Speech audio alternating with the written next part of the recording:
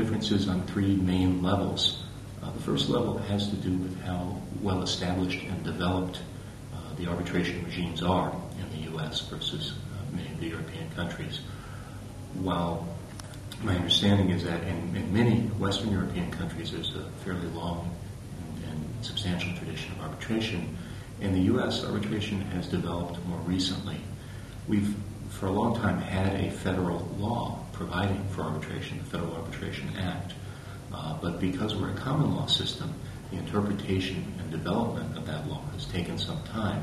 And initially, even though we had the Federal Arbitration Act in which Congress made it fairly clear that arbitration should be supported, the courts were not as supportive. And it took the leadership of our Supreme Court over a period of years to provide broader support for arbitration, to make it clear that more and more cases could be arbitrated and that the arbitration would be supported. So I think that's the first and most fundamental difference. Although today, I think the U.S. does broadly support arbitration and implements it well. The second level of differences, I think, has to do with the manner of implementation of arbitration, or the structure of the legal rules. As a federal system, we have not only our Federal Arbitration Act, we also have any number of state arbitration laws, and in states where there aren't laws, common law rules. And the federal and state rules are often in tension. While under our system in matters of federal concern, the federal law is normally supposed to take precedence over the state laws, it's not always clear which matters are matters of federal concern so that that precedence applies.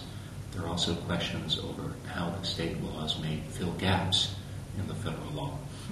And we have different interpretations by the state and federal courts, and either may take precedence according to the area of competence of the courts. So we have a little bit of a confusing system. In international arbitrations, it should basically be a matter of federal law and very well supported, but that's not always the case.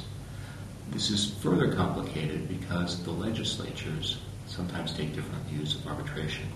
Until recent years, the legislatures were increasingly supportive of arbitration, and they would either not change the law or change the law to further implement arbitration. But over the last several years, there's been a backlash against arbitration.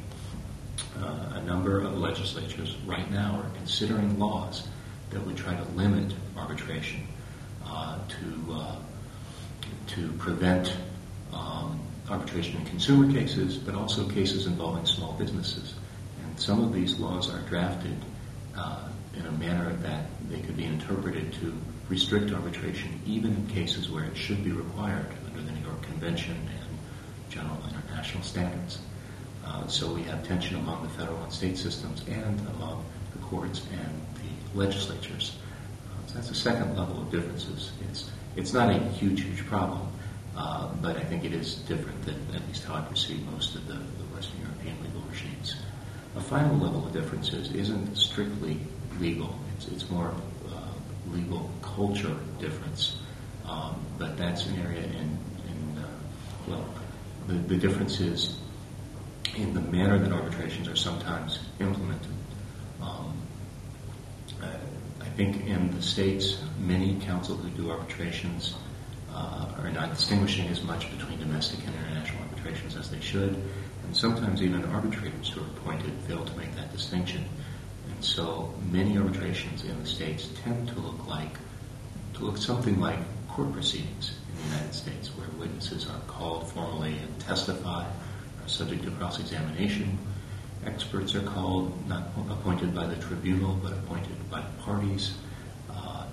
Arguments are made over whether evidence should be received rather than wait to be given to the evidence. We hear objections.